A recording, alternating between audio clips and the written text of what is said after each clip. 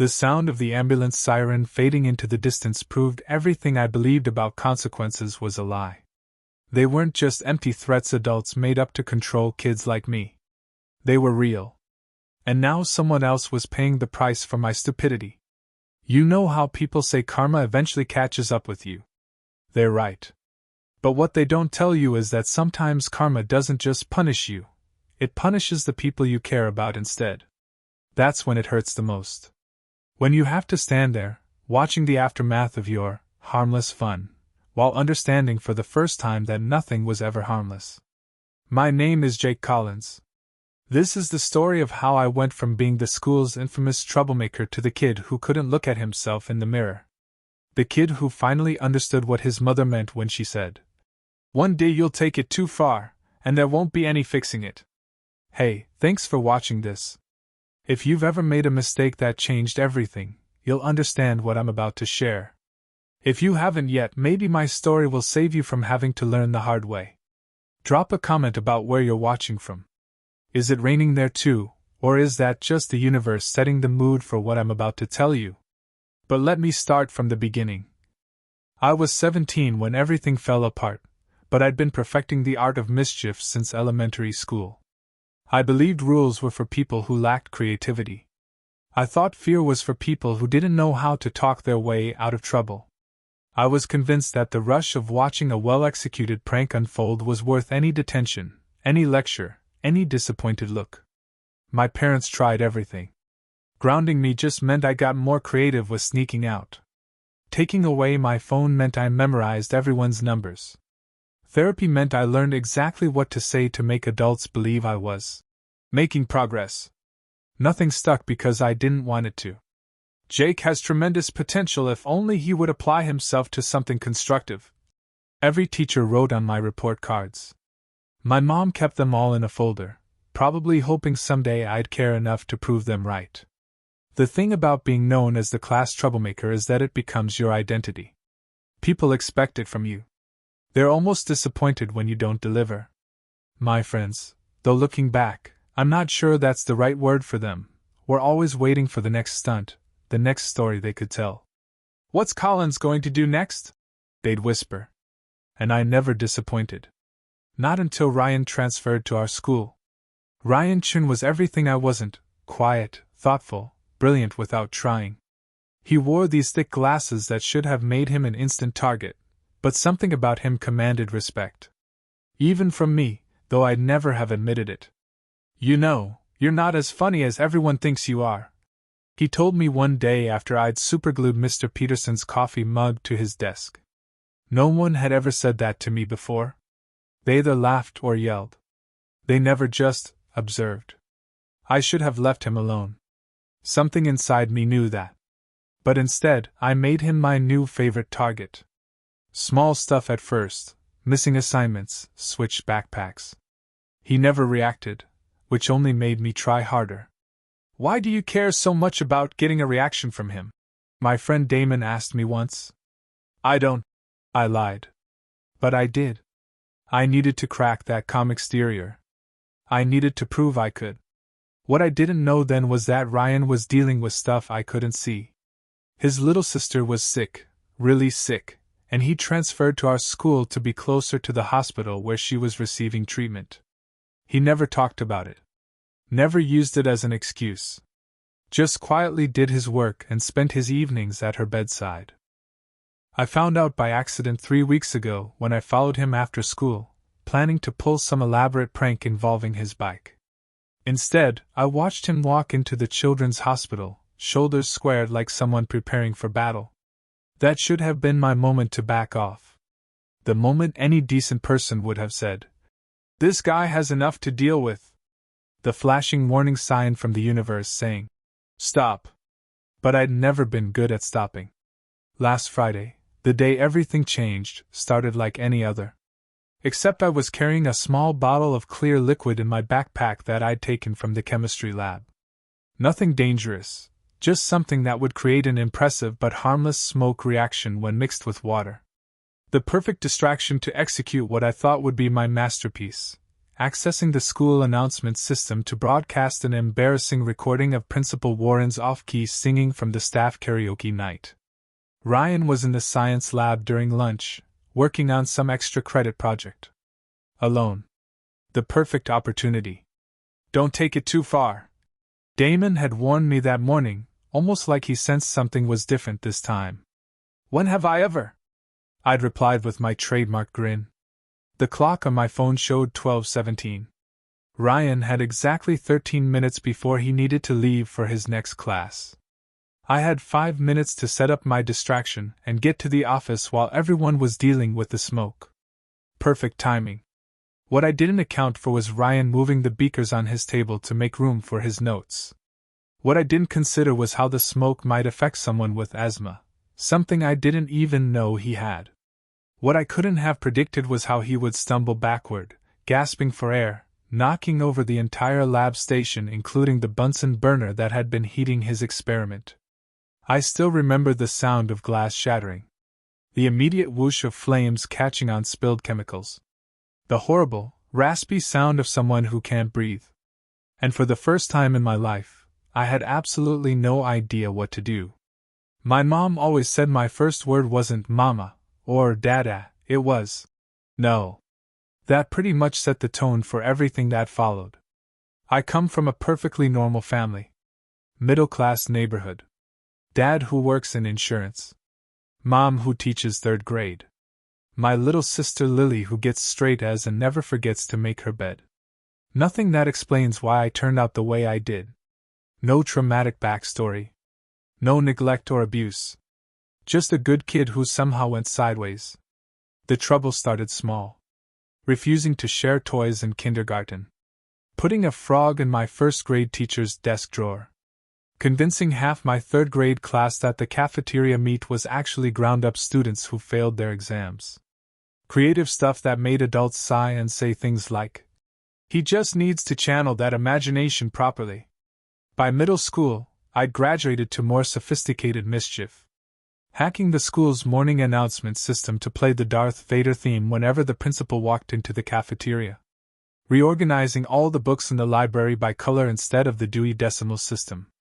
Nothing malicious, at least that's what I told myself. My parents tried everything. Counseling. Discipline. Reward systems. Nothing stuck because I was always 10 steps ahead, always finding the loophole, always ready with the perfect excuse. "He's just bored." My dad would defend me. "He's too smart for the curriculum." He'd ruffle my hair, secretly proud of my cleverness while my mom looked on with worried eyes. That was the first betrayal, not of me, but by me. I betrayed their trust, over and over, watching their hope fade a little more each time I was sent to the principal's office. "We know you're better than this," Mom would say after each incident. And I'd nod, promising to do better while already planning my next scheme. High school amplified everything. Suddenly I wasn't just the class clown, I was someone with influence. People watched me, waited for me, followed me. Damon Rodriguez became my best friend freshman year when we both got detention for releasing 3 greased piglets labeled 1, 2, and 4 in the school hallways. The administration spent hours looking for number 3. Then there was Ellie Taylor, smart, pretty, with a laugh that made me actually want to be funny in the good way. For a while, she made me think about changing. About growing up. "You could do anything if you applied yourself," she told me once while helping me study for a history test I'd neglected until the night before. We were sitting in her parents' kitchen, and she looked at me with such genuine belief that for a moment, I wanted to be that person she saw. But old habits die hard. 2 weeks later, I rigged a confetti explosion in the teacher's lounge that went off during a staff meeting. The cleanup took hours, and Ellie stopped returning my texts. "You always choose the prank over the person," she finally told me when I cornered her at her locker. "That's why we never work." Another betrayal. Mine again. By junior year, I had a reputation to maintain. The teachers eyed me suspiciously from day one, and the students waited expectantly for what crazy thing Jake Collins would do next. I couldn't disappoint my audience. My parents had almost given up by then. The lectures became shorter, the punishments more perfunctory. They were tired. I was exhausting. "We're running out of options here, Jake," Dad said after I was suspended for reprogramming the school bell system to play "Highway to Hell" at random intervals. His voice wasn't even angry anymore, just defeated. "If you keep this up, colleges won't look at you. You're sabotaging your own future, and we can't stop you." That should have been my wake-up call. Instead, it just made me more determined to show I could get away with anything. That consequences were for other people. Then Ryan Chin arrived mid-semester, and something about him irritated me from the start. It wasn't just his perfect GPA or the way teachers immediately loved him. It was the quiet dignity he carried himself with, like he knew exactly who he was and didn't need anyone's approval. The day after he corrected me in physics class, I'd been showing off, thinking I didn't need to study. I put superglue on his lab chair. He noticed before sitting down, calmly got paper towels, cleaned it off, and continued with his work. He didn't report me. Didn't even look angry. Just slightly disappointed, which somehow felt worse than any punishment. "Why are you so obsessed with that new kid?" Damon asked me at lunch, watching me glare across the cafeteria at Ryan, who was reading a book while he ate. "I'm not obsessed," I snapped. "I just don't like him. He thinks he's better than everyone." "He's never said that," Damon pointed out. "He doesn't have to say it." I stabbed at my cafeteria pizza. "It's the way he looks at people. At me." The truth, which I wouldn't admit even to myself, was that Ryan was everything I could have been if I'd made different choices. Smart but not showy about it. Respected but not feared. He had substance where I only had spectacle. Over the next few weeks, I escalated my campaign against him. I stole his homework, he made copies. I put his gym clothes in the shower, he had spare clothes in his locker. I spread rumors about him. People didn't believe them because, unlike me, he had actual credibility. Nothing worked. Nothing cracked his composure. Until I followed him that fateful day and discovered his secret: the hospital visits, the sick sister. Information I could have used to back off, to show some basic human decency. Instead, I saw it as the perfect leverage. The one thing that might finally make Ryan Chin lose his cool. And that was my final betrayal, not just of him, but of whatever shred of goodness was still inside me. The chemistry lab was quiet that Friday, except for the soft scratching of Ryan's pencil as he worked on his project. I watched from the hallway, the small bottle cool against my palm. According to my research, yes, I actually did research from my pranks, the mixture would create impressive smoke but cause no real damage. A perfect distraction. What I didn't research was how it might interact with other chemicals. Or with Ryan's asthma. Details that seemed irrelevant at the time. I slipped into the lab while Ryan was focused on measuring something in a graduated cylinder. "Working through lunch again, Chin?" I asked, keeping my tone casual as I leaned against the counter opposite him. "You know all work and no play makes Ryan a dull boy." He glanced up briefly. "I need to finish this before my next class." No annoyance, no fear. Just stating a fact before returning to his work. That dismissal, that's what pushed me over the edge. The way he didn't even consider me worth worrying about. "Mind if I grab something from the supply cabinet?" I asked, already moving toward the back of the room. Ryan shrugged without looking up. I took that as my cue. The plan was simple: create a smoke diversion in the lab, trigger the smoke detectors, and use the chaos to access the office and broadcast my principal prank. Ryan would be inconvenienced but unhurt, just rattled enough to finally show some emotion. I unscrewed the bottle behind a tall shelf of supplies, careful to keep it away from my face as I'd read online. The liquid inside was clear, odorless. Harmless looking. Moving quickly, I poured it into the sink nearest Ryan's workstation, then turned on the water faucet just a trickle. According to my research, the reaction would take about 30 seconds to start, just enough time for me to be surprised, along with Ryan. "Hey, what are you really working on?" I asked, walking back toward him, positioning myself near the door.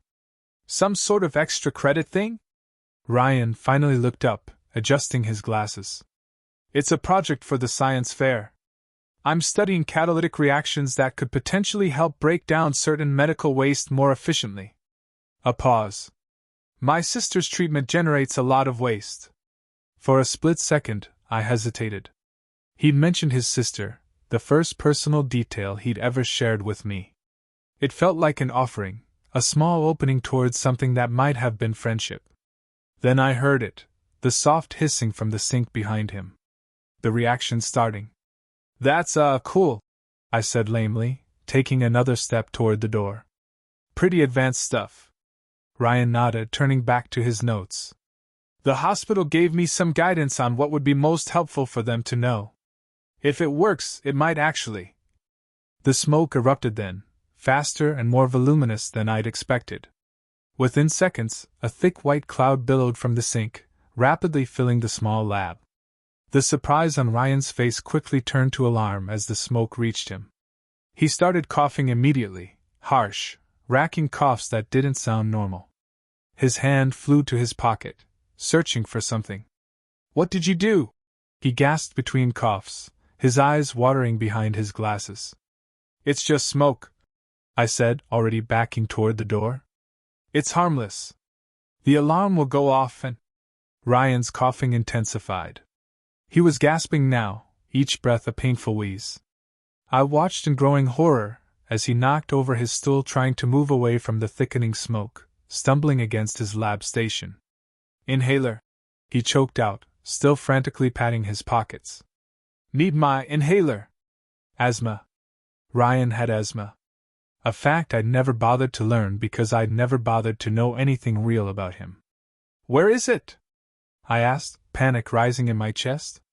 The smoke was filling the room quickly now, and the alarm still hadn't triggered. Backpack, he managed, pointing weakly toward his bag near the door. I lunged for it, dumping the contents onto the floor, searching frantically for the inhaler. Books, notebooks, pencil case, phone, no inhaler. It's not here! I shouted, looking back at Ryan, who was now leaning heavily against the lab table, his breathing alarmingly labored. Locker, he wheezed. Other one, in locker.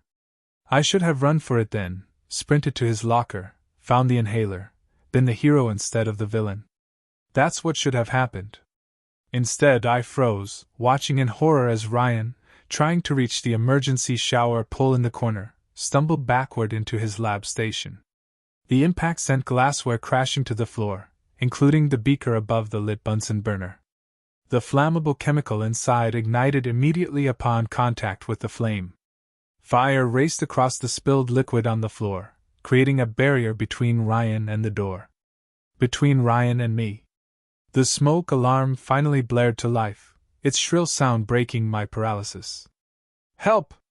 I screamed, backing into a hallway as flames licked higher inside the lab. Fire in the chem lab! Someone help! Through the thickening smoke and growing flames, I could still see Ryan. He'd collapsed to his knees, one hand clutching his throat, the other reaching toward me. Toward the door. Toward escape. Our eyes met through the chaos, his wide with fear and betrayal, mine with the sudden, horrifying realization of what I'd done. That's when Mr. Peterson appeared beside me, fire extinguisher in hand. He shoved me aside, charging into the smoke-filled lab without hesitation. Call 911! He shouted over his shoulder. My hand shook so badly I could barely unlock my phone. By the time I'd connected with emergency services, 2 more teachers had arrived with extinguishers. Someone pulled the fire alarm, triggering the sprinkler system. Students flooded the hallways in confusion. And I stood there, watching as Mr. Peterson and the gym teacher carried Ryan's limp body from the smoke-filled lab, his glasses askew, his face ashen gray. I just wanted to create a distraction. I just wanted to finally see perfect Ryan Chin lose his composure. Now I might have made him lose much more than that. The waiting room at Mercy General Hospital smelled of antiseptic and fear. I sat alone in a corner chair, as far from Ryan's parents as possible, though they hadn't even noticed me. They were too focused on the double doors where doctors had rushed their son 30 minutes earlier. Mrs. Chen was petite, her hands clasped so tightly her knuckles were white. Mr. Chen stood rigidly beside her, his arm around her shoulders, speaking quietly to a doctor in scrubs. Though his face remained composed, I could see the terror in his eyes, the same terror I'd seen in Ryan's eyes through the smoke and flames. My parents were on their way. Principal Warren had called them immediately after the ambulance left. "This is beyond a suspension, Jake," she told me, her voice ice cold. "This could be expulsion. This could be criminal charges." Criminal charges. The words echoed in my head as I stared at the scuffed linoleum floor. I'd never considered that my pranks could cross that line, from school discipline to actual legal consequences. But I'd never put someone in the hospital before. My phone buzzed with texts from Damon and other friends, all asking what happened, if the rumors were true. I ignored them all. What could I possibly say? Yeah, I almost killed the new kid because I was jealous of him. Because that's what it was, I realized with sickening clarity. Not mischief. Not fun. Jealousy. Insecurity. Cruelty. A small girl in a wheelchair rolled past the waiting area, her head wrapped in a colorful scarf, her thin arms connected to 4 poles she pushed alongside her. She glanced curiously at me before continuing down the hall. Something about her struck me as familiar, the determined set of her jaw, the intelligent eyes behind pink-framed glasses. With horror, I realized who she must be. Ryan's little sister. The one fighting for her life while I'd been plotting stupid pranks against her brother. The reason he transferred to our school in the first place. I wanted to disappear. To dissolve into the ugly hospital carpet and never face what I'd done. The emergency room doors swung open, and a doctor emerged, heading straight for the Chens. I couldn't hear what she was saying, but I watched Mrs. Chen cover her mouth with her hand, tears spilling down her cheeks. Mr. Chen's shoulders sagged with what looked like relief. Ryan was alive then. The knowledge should have comforted me, but instead, it only emphasized the magnitude of what could have happened. What almost happened because of me. My parents arrived 20 minutes later, my mom's face tight with anger and worry, my dad uncharacteristically silent. They spoke briefly with Principal Warren, who had arrived shortly after the ambulance. Then they approached me, and I braced myself for the explosion. Instead, my mother simply sat beside me and asked, "What happened, Jake?" The whole truth. So I told them. About the prank. About the smoke. About Ryan's asthma I hadn't known about. About the fire. I told them everything except why, because admitting I'd targeted Ryan out of jealousy felt too pathetic, too revealing. "I didn't mean for anyone to get hurt," I finished lamely. "It was supposed to be just smoke. Intentions don't matter when someone's in the emergency room," my father said, his voice flat. "Results matter." Before they could say more, Principal Warren approached with a police officer, a tall woman with her hair pulled back in a severe bun. "This is Officer Delaney," the principal said. "She needs to ask Jake some questions about the incident." My stomach dropped. This was really happening. Police involvement. Just like Principal Warren had warned. The questioning was methodical and thorough. How had I obtained the chemical? What did I know about its properties? Was I aware of Ryan's medical condition? Had I targeted him specifically? Each question felt like another nail in a coffin I'd built myself. "Am I being arrested?" I finally asked, my voice barely a whisper. Officer Delaney's expression remained neutral. "That depends on several factors, including the extent of Ryan's injuries and whether his family presses charges. For now, we're just gathering information." Just gathering information, but the implications hung in the air. This wasn't a detention or a suspension. This was real-world consequences crashing into my carefully constructed world of pranks and mischief. As Officer Delaney left to speak with the Chens, I saw Ellie enter the waiting room, her eyes scanning until she found me. Instead of coming over, she went straight to Ryan's parents, introducing herself with a gentle smile. They seemed to know her already, Mr. Chen even giving her a brief hug. How does Ellie know Ryan's family? I asked my mom, confusion momentarily overriding my panic. Mom glanced over. Ellie volunteers here at the pediatric ward. She probably knows Ryan's sister. Another piece of information I'd never bothered to learn about someone I'd claimed to care about. Ellie, who I'd pushed away with my immaturity, had been here all along, making a real difference while I'd been making trouble. Principal Warren returned, her expression grim. The fire caused significant damage to the lab. We're estimating over $50,000 in equipment and repairs. My father paled. Our insurance won't cover intentional acts. Principal Warren finished for him. The school board will be meeting Monday to discuss how to proceed, but I need to prepare you. Expulsion is very likely. And the district may pursue financial restitution. $50,000. Expulsion. Possible criminal charges. The consequences kept piling up, crushing me under their weight. Can I see him? I asked suddenly. Ryan. Can I apologize to him? Principal Warren's expression softened slightly. He's still being treated, Jake. And frankly, I don't think his parents would welcome your presence right now. As if summoned by her words, Mrs. Chin approached our small group. She looked exhausted, her eyes red-rimmed from crying, but her posture remained dignified. You are Jake? She asked, her accent slight but noticeable. I stood shakily, unable to meet her eyes. Yes, ma'am. She studied me for a long moment, and I braced myself for her anger, for screaming or accusations or threats of lawsuits. I deserved all of it and worse. My son has chemical burns on his hands and arms, she said quietly. Smoke inhalation damage to his lungs. The doctor says he will recover, but it will take time. Time away from school. Time away from his research project that might have helped his sister. Each word was a precision strike, cutting through my defenses. I'm so sorry, I whispered, the words pathetically inadequate. Ryan told us this was not the first time you targeted him. She continued. He never mentioned it to us before. He said he did not want to cause trouble. The irony of her statement hit me like a physical blow. Ryan hadn't wanted to cause trouble. Meanwhile, causing trouble had been my entire brand, my identity, my twisted source of pride. Mrs. Chin, my mother began. We are so deeply sorry for what Jake has done. We'll do everything we can to make this right. Mrs. Chin held up a hand, stopping my mother mid-sentence. What would make this right is if my son did not have to spend the next weeks in pain. What would make this right is if my daughter could have her brother by her side during her treatments, as he has been every day. She looked directly at me then. What would make this right is if you understood what you have done. She turned to leave, then paused. Ryan asked me to give you a message.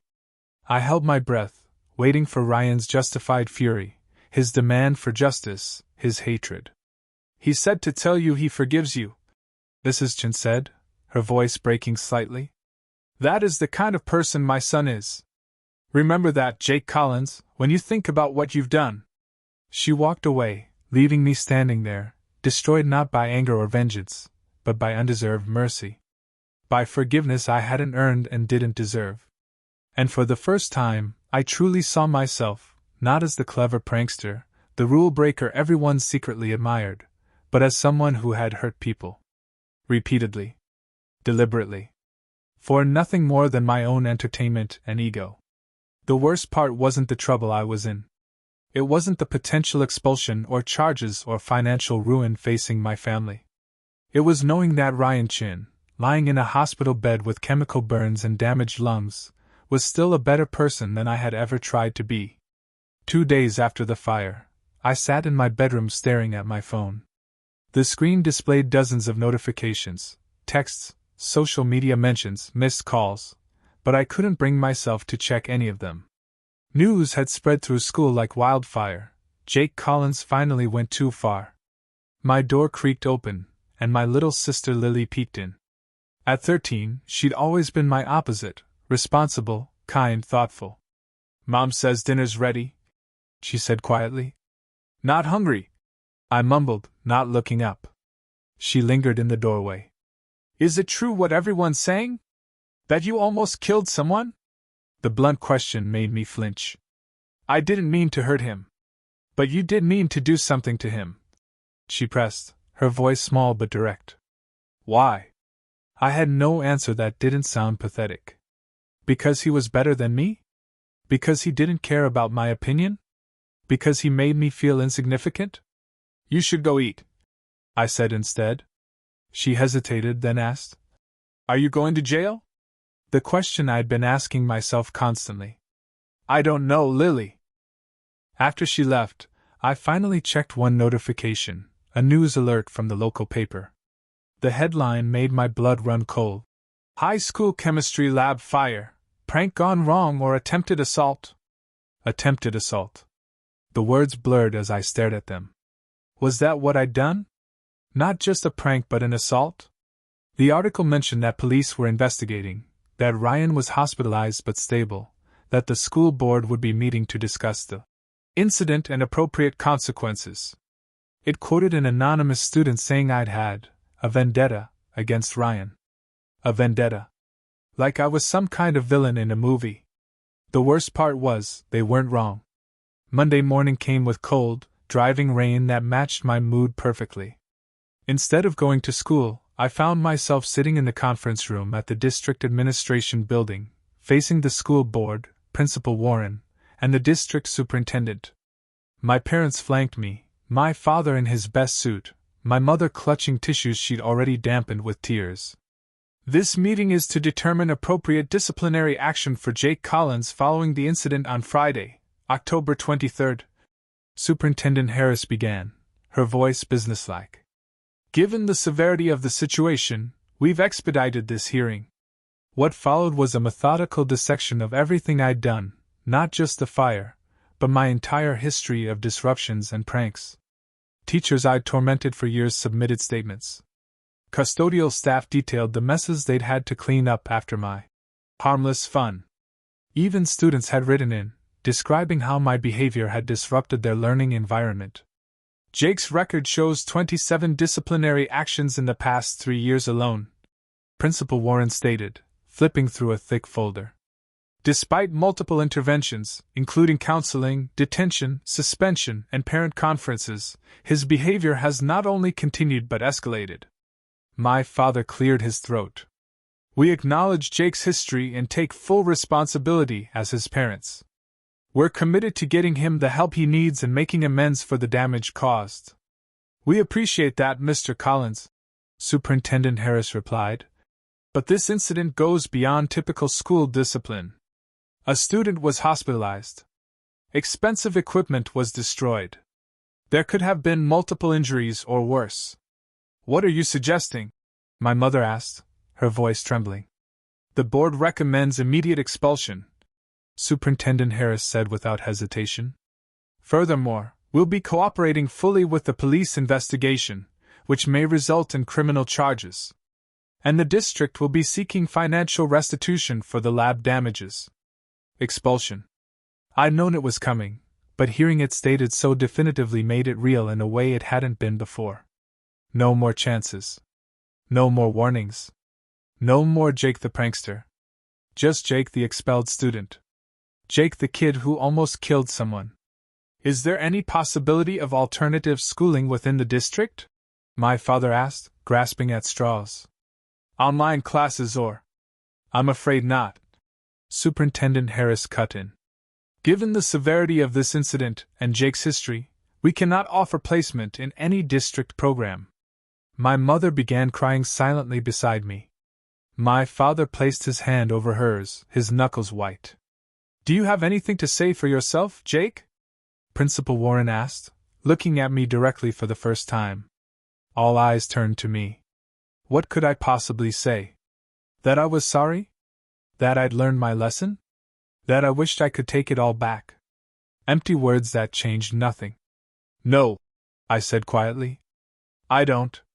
As we left the building, Officer Delaney was waiting in the parking lot, leaning against her police cruiser. Mr. and Mrs. Collins, she called, straightening as we approached. I need to update you on where we are with the investigation. My father stepped forward protectively. We're planning to get Jake legal representation before any further questioning. Officer Delaney nodded. That's advisable. I wanted to inform you that after reviewing the evidence and speaking with Ryan Chin and his family, the district attorney is considering charging Jake with reckless endangerment and criminal mischief. Given Jake's age and the circumstances, they're still determining whether to proceed in juvenile or adult court. The world tilted sideways at her words. Adult court. At 17, I was right on the edge, young enough to be considered a child in some circumstances, old enough to be treated as an adult in others. Especially for serious offenses. When will they decide? My mother asked, clutching my father's arm. Within the week, Officer Delaney replied. I suggest you secure that attorney quickly. As she walked back to her cruiser, my father turned to me, his face ashen. Do you understand what's happening here, Jake? Do you truly understand? I nodded numbly, but the truth was I didn't. Not really.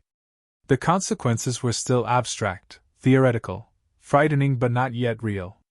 That would change soon enough. The next morning, reality hit harder when my father received a certified letter from the school district's insurance company, formally requesting payment for damages totaling $53,782.44. An amount that would wipe out my parents' savings.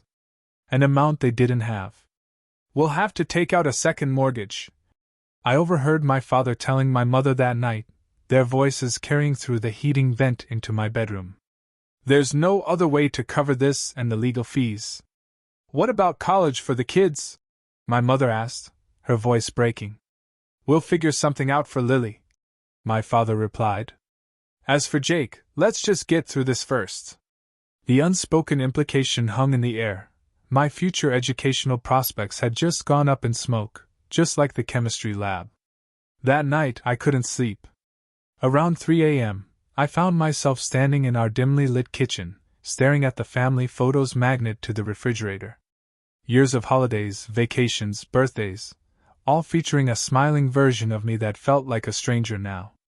A version that existed before I destroyed everything. The sound of soft footsteps made me turn. My father stood in the doorway, looking older than I'd ever seen him. Can't sleep either? He asked, moving to the cabinet for a glass. Dad, I began, then stopped, uncertain how to continue. He filled his glass with water, his back to me. What is it, Jake? I'm sorry, I whispered. I'm so sorry for all of this. He turned slowly, studying me in the dim light. Are you? Really? Yes. The word came out ragged, desperate. What exactly are you sorry for? He asked, his voice not unkind, but probing. For getting caught? For the consequences? Or for what you did to that boy? The question cut through my defenses. What was I sorry for? The trouble I was in? The money my parents would lose? Or the actual harm I'd caused? I don't know, I admitted, the truth spilling out before I could stop it. I think all of it. But mostly that Ryan got hurt. That I did that to him. My father set his glass down and approached me slowly. Do you want to know what I think? I nodded, bracing myself. I think you've been running from yourself for a long time, Jake. Creating this persona, the prankster, the troublemaker, to avoid facing who you really are and what you really feel. And what's that? I asked, my voice barely audible. Scared, he said simply. Scared of not measuring up. Scared of being ordinary. Scared of trying your best and still failing. His words hit with the force of truth, cracking something open inside me. How do you know that? Because I've been watching you your whole life, he said. And because I felt the same way at your age. For the first time in years, maybe ever, I really looked at my father, not as just my dad, the guy who punished me and paid the bills, but as a person with his own story, his own struggles. What changed for you? I asked. Reality, he said with a sad smile. Life has a way of showing you what really matters. I just hope you haven't had to learn that lesson too late. As he left me standing alone in the kitchen, his words echoed in my mind. too late. Was it already too late for me? The next day brought the answer in the form of a local news broadcast. My mother called me downstairs, her face grim as she pointed to the TV where a reporter stood outside our school. In an update to our previous story, Ryan Chun, the student injured in last week's chemistry lab fire, has been released from the hospital but faces a long recovery. According to family sources, the smoke inhalation has exacerbated his asthma, and the chemical burns on his hands may require physical therapy. Meanwhile, his younger sister Mia, who is currently undergoing treatment for leukemia at Mercy General, will continue her battle without her brother's daily support. The camera cut to footage of Ryan being wheeled out of the hospital, his hands bandaged, his mother beside him. Even through the TV screen, I could see the exhaustion in his face, the way he winced with each breath. The student responsible for the incident, whose name is being withheld due to age, has been expelled and may face criminal charges. Sources close to the investigation say. My mother muted the TV, turning to me with tears in her eyes. A reporter called the house earlier. They know your name, Jake. It's only a matter of time before they release it. Public humiliation, the final consequence I hadn't anticipated. Soon everyone would know what I'd done. Not just my school, but the entire community. I would become that kid. The one who almost killed someone with a stupid prank. That evening, I received a text from Damon, the first contact from any of my so-called friends since the incident. Dude, they're saying on Twitter you might get charged as an adult. Is that true? By the way, party at Trevor's this weekend if you can come. The casual tone, the complete disconnect from the gravity of my situation, it suddenly made everything clear. These people weren't my friends. They were my audience. They'd enjoyed the show I'd put on, but they didn't care about me. Not really. Just as I hadn't really cared about anyone else. As I stared at that text, the full weight of what I'd done finally crashed down on me. Not just the fire. Not just Ryan's injuries. But all of it, years of disruption, disrespect, and selfishness justified as just having fun. Or just being a kid. The persona I'd created, Jake Collins, legendary prankster, had never been about fun. It had been about power. About control. About making sure everyone was looking at me, thinking about me, reacting to me. And now, sitting alone in my room, facing expulsion, possible criminal charges, and the financial ruin of my family, I realized the bitter truth. No one was laughing anymore. Least of all me. The days after my expulsion blurred together in a haze of anxiety and shame. I barely left my room, sleeping during the day and lying awake at night, scrolling through social media where my name had become synonymous with disaster. Former friends distanced themselves publicly, posting things like, "Never really knew him that well," and "Always thought he'd go too far someday." People I'd barely spoken to shared detailed accounts of pranks I'd pulled years ago, each retelling more dramatic than the last. Someone started a hashtag Justice for Ryan. Another created hashtag Expel Jake Collins, apparently unaware I was already expelled. My notifications filled with messages from strangers calling me everything from typical entitled brat to words I wouldn't repeat to anyone. You should stay off social media for a while, my mother suggested when she found me staring blankly at my phone at 4 a.m., dark circles under my eyes. I can't, I admitted. It's like watching a car crash. My car crash.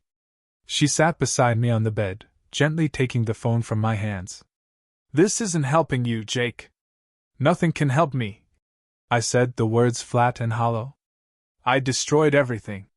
She didn't argue. That was the worst part. My mother, who had always found something positive to say, who had defended me through years of trouble, couldn't deny it anymore. I had finally done something indefensible. 3 days after my expulsion, our lawyer called. Mr. Harrington was an old friend of my father's who'd agreed to represent me at a reduced rate, a small mercy given our mounting financial crisis. I've spoken with the district attorney, he told my parents and me during a conference call, his voice grave. They've decided to charge Jake with reckless endangerment, and criminal damage to property. Adult or juvenile court? My father asked immediately. A pause. They're filing in adult court. My mother made a small, pained sound. Adult court meant adult consequences. Real jail time was suddenly a possibility. What's the potential sentence? My father pressed. Reckless endangerment carries up to a year in prison and a $2,500 fine. Criminal damage at this level can be up to 5 years and $10,000. Mr. Harrington's voice was clinical, detached. However, as a first-time offender, you're unlikely to receive the maximum. Unlikely to receive the maximum. Not impossible. Just unlikely. What about alternatives? My mother asked, her voice thin with desperation. Community service or... I'm exploring all options, Mr. Harrington assured her. If the Chin family would be willing to make a statement in Jake's favor, that could significantly impact sentencing. The suggestion hung in the air, its impossibility almost laughable. Why would the Chens do anything to help me after what I'd done to their son? In the meantime, Mr. Harrington continued, Jake will need to surrender himself for booking tomorrow morning. They'll take fingerprints and a mugshot, then release him to your custody pending trial. Mugshot. The word conjured images of criminals on the news, hollow-eyed, defeated people in orange jumpsuits. That was about to be me. After the call ended, my parents sat in stunned silence at our kitchen table. I stood awkwardly in the doorway, feeling like an intruder in my own home, the cause of their pain, the destroyer of their peace. I'll pack a bag, I said finally. Go stay with Grandma or something. You shouldn't have to deal with this. My father looked up sharply. You're not going anywhere, Jake. We're facing this as a family. Why? I asked, genuine confusion in my voice. Why are you still standing by me? I ruined everything. Our finances. Our reputation. Everything. Because you're our son, my mother said simply. That doesn't change, no matter what you've done. Their unconditional support should have been comforting. Instead, it felt like another weight added to the crushing guilt I already carried. They didn't deserve this. Lily didn't deserve this. The Chens didn't deserve this. No one did. Except me. I deserved all of it and worse. The next morning, my father drove me to the police station in silence. I wore the clothes my mother had laid out, clean jeans, a button-down shirt, as if dressing respectably could somehow make this less humiliating.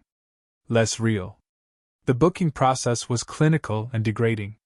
Fingerprints pressed into ink, then onto cards. Standing against a height chart, while a camera flashed, capturing the most shameful moment of my life for official records. Answering basic questions in a monotone: name, address, date of birth. The officer processing me was neither kind nor cruel, just efficient, as if I were simply one more item to check off his daily list. Which I realized I was. To him, I wasn't Jake Collins, prankster extraordinaire. I was just another teenage screw-up being processed through the system.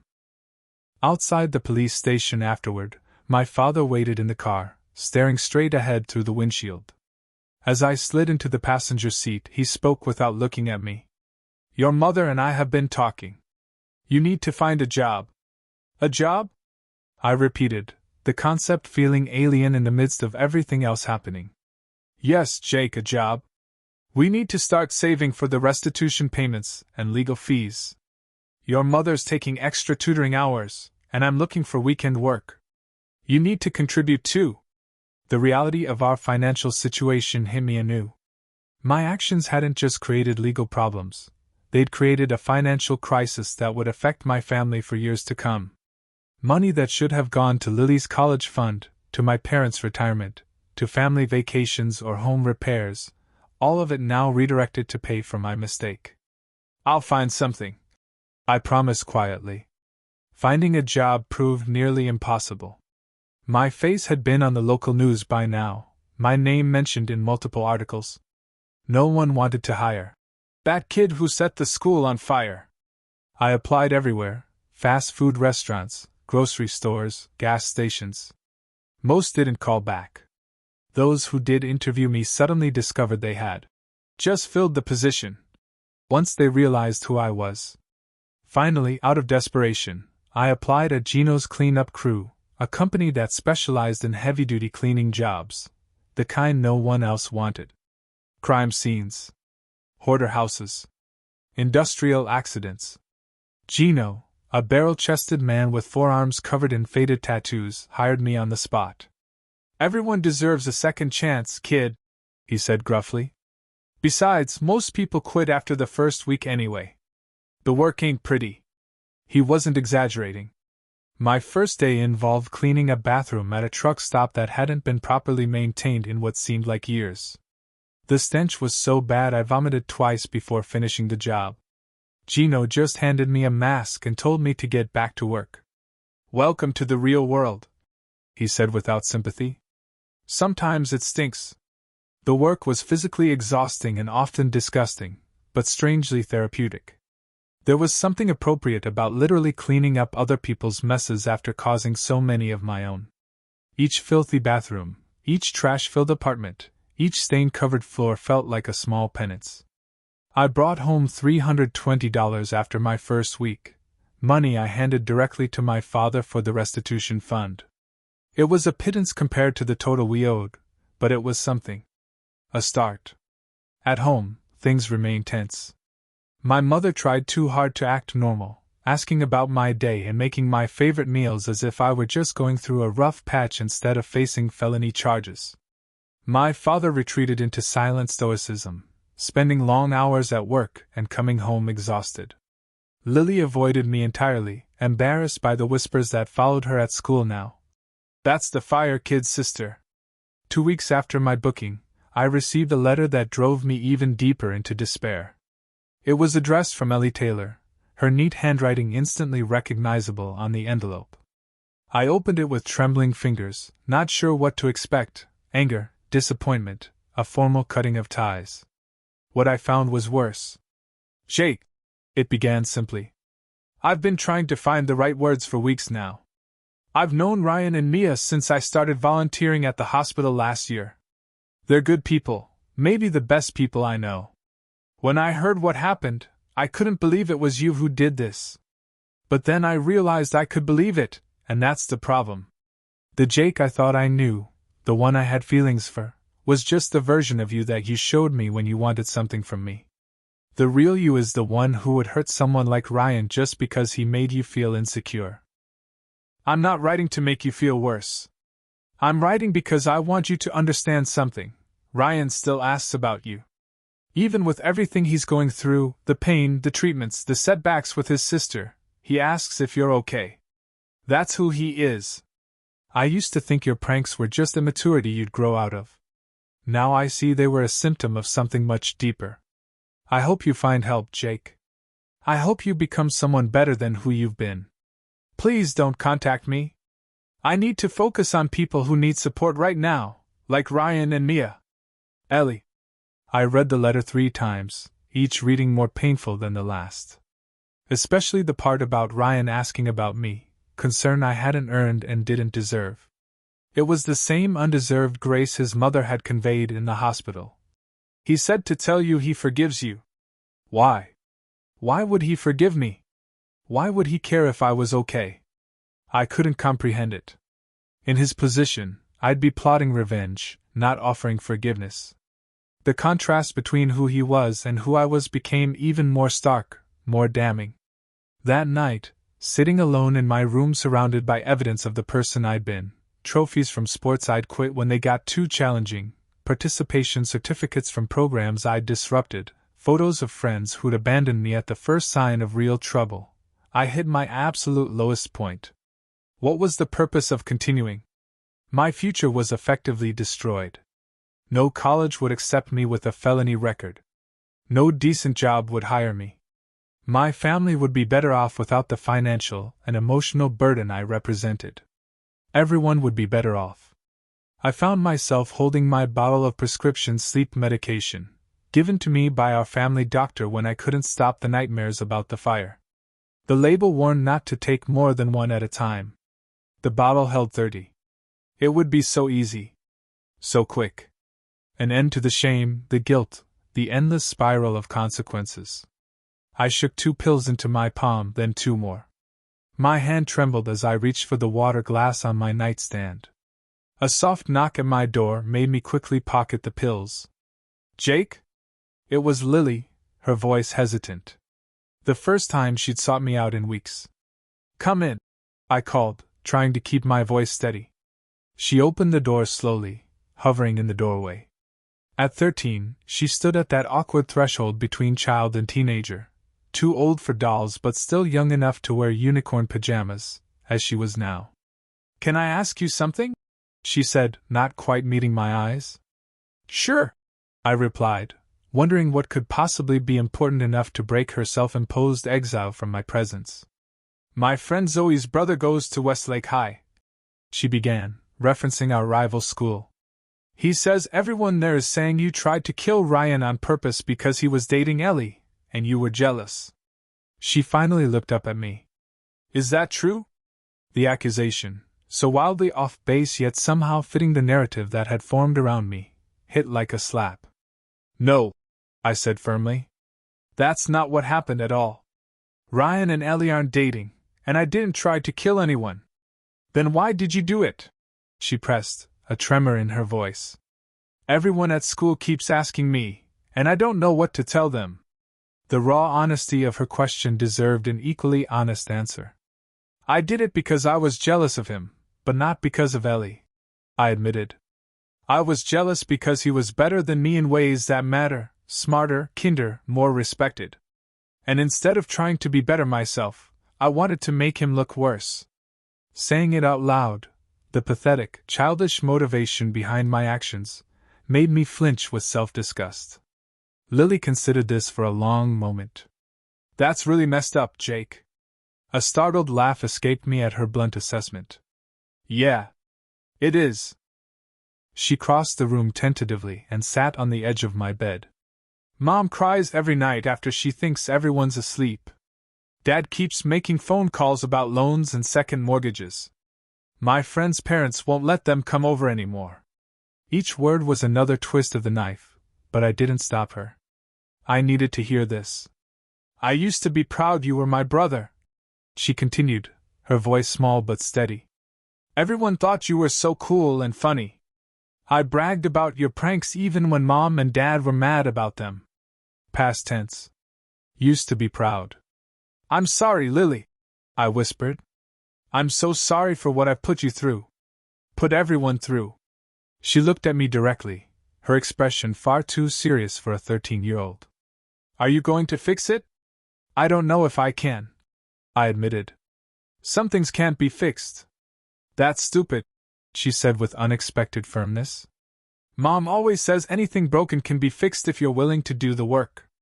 It might not be the same as before, but it can be fixed. From the mouth of babes. The simple wisdom of her words cut through the fog of self-pity and despair that had enveloped me. Maybe she was right. Maybe not everything was irreparably destroyed. Maybe there was still work I could do, amends I could make. When did you get so smart? I asked, mustering a weak smile. I've always been the smart one, she replied with a hint of her old spirit. Then, more softly, please don't give up, Jake. I still need my big brother. After she left, I took the pills from my pocket and stared at them for a long moment. Then I returned them to the bottle, closed it tightly, and placed it in my desk drawer. Not tonight. Maybe things couldn't go back to how they were before. Maybe I couldn't undo the damage I'd caused. But giving up wouldn't fix anything.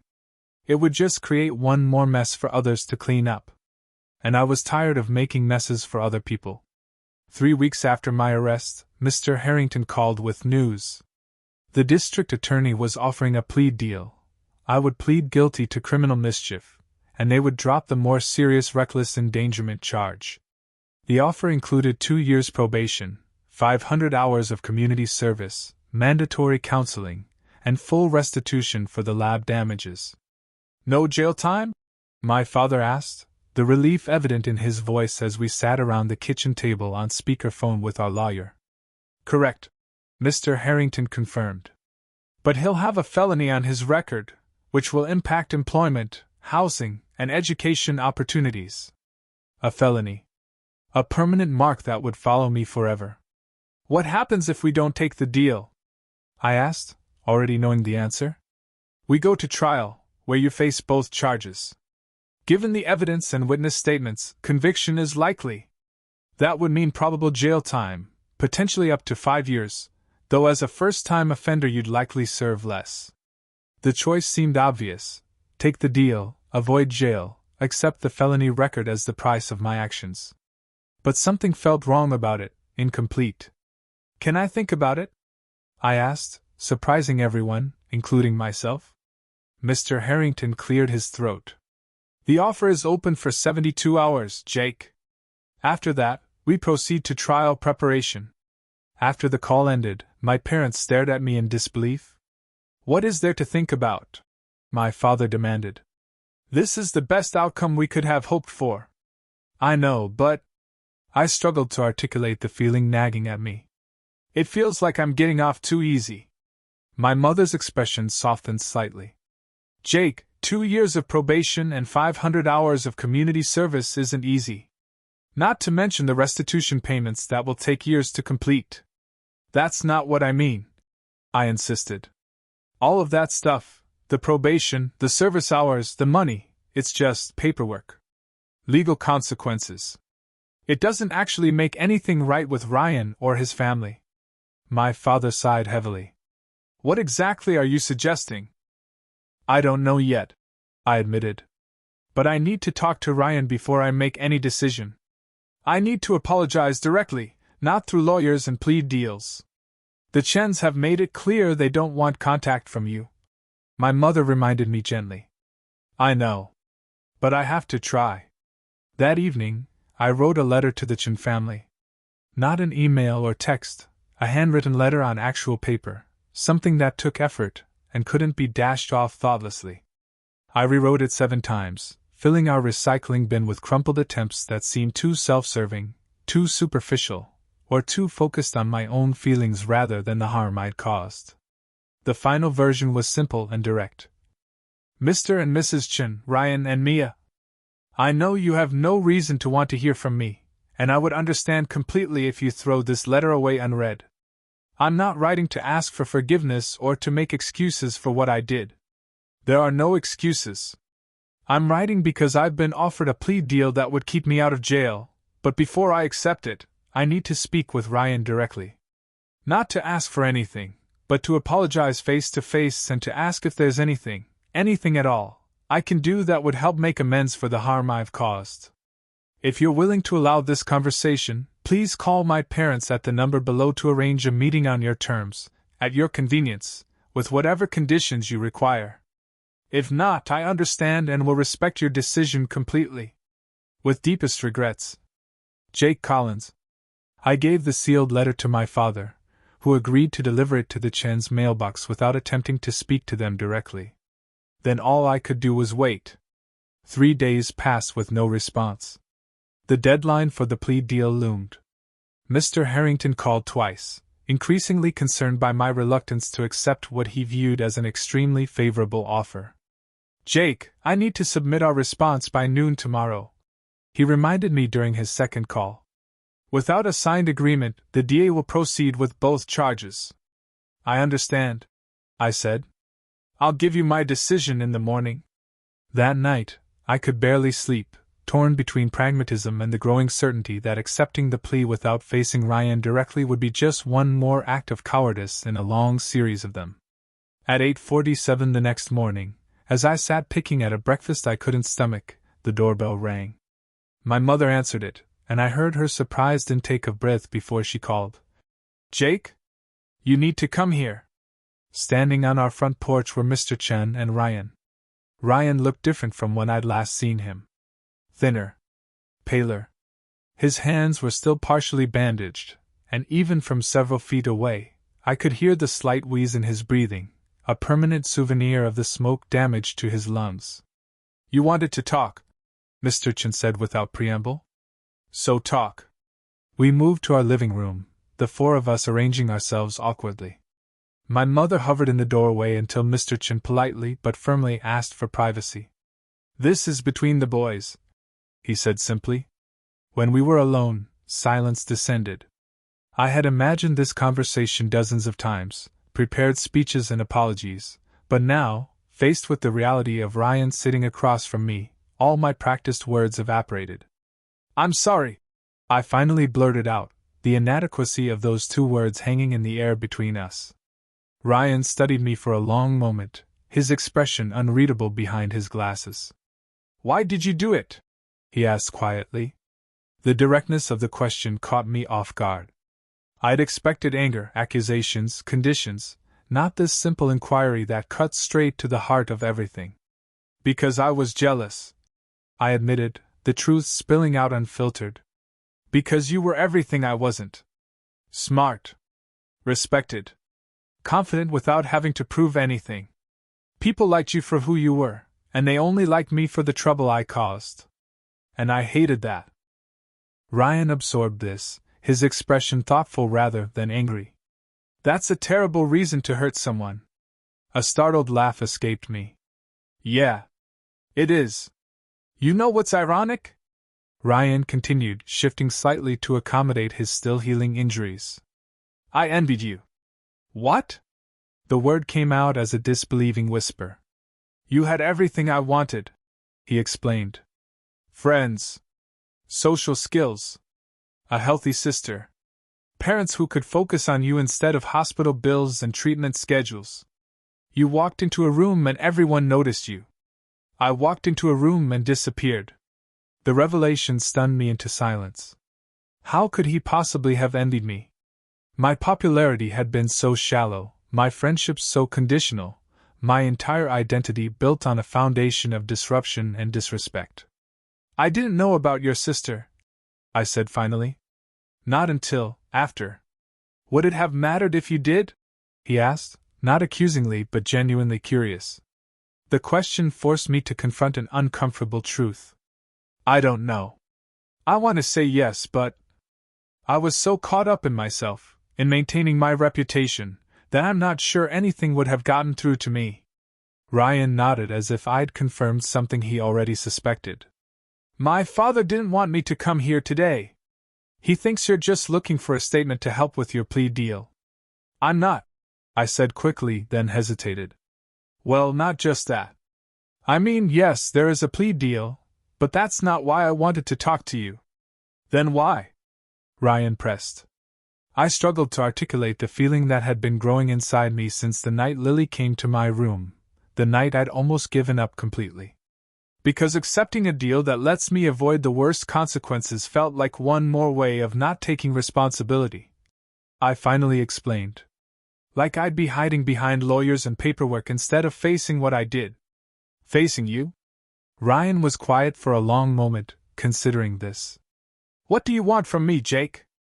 "Nothing that I deserve," I admitted. "I don't deserve your forgiveness or help or anything else. I want to know if there's anything I can do. Not to make things even, I know that's impossible. But to make things less wrong somehow. You could start by asking about my sister," Ryan suggested quietly. The simple request cut through my self-absorption like a knife. All this time talking about myself, my consequences, my feelings, and I hadn't once asked about Mia, the person most affected by my actions beyond Ryan himself. "How is she?" I asked, genuinely wanting to know. A shadow crossed Ryan's face. "Not good. Her latest round of treatment isn't working as well as the doctors hoped. And I haven't been able to be there for her like before." The weight of that statement hung in the air between us. Because of me, a seriously ill little girl had lost her brother's support during what could be the most critical time of her treatment. "I'm so sorry," I whispered, the words entirely insufficient. Ryan looked down at his bandaged hands. "Mia asked about you, you know. After she heard what happened. She wanted to know if you were a bad person. I told her I didn't think so. That good people sometimes do terrible things for reasons they don't fully understand." His generosity of spirit was almost physically painful to witness. He had every right to hate me, to tell his sister I was a monster. Instead, he'd given me the benefit of a doubt I hadn't earned. "Your mom said you forgave me," I said, the question implicit in my tone. "How? How could you possibly forgive something like this?" Ryan's expression turned serious. "I didn't say I forgave you because I thought you deserved it. I said it because holding on to anger would only hurt me more than you already had." The wisdom in those words, the emotional maturity so far beyond anything I'd demonstrated, left me speechless.